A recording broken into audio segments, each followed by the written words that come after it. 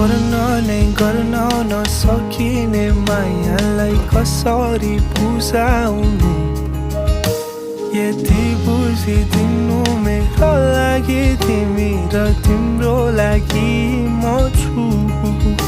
म त जान्दिन फकाउँछन् कसरी न त आउँछ करुण चित्र तिमी जति रिसाए नि माया छ सदैव मुटुभित्र तिमीलाई नै सधैँभरि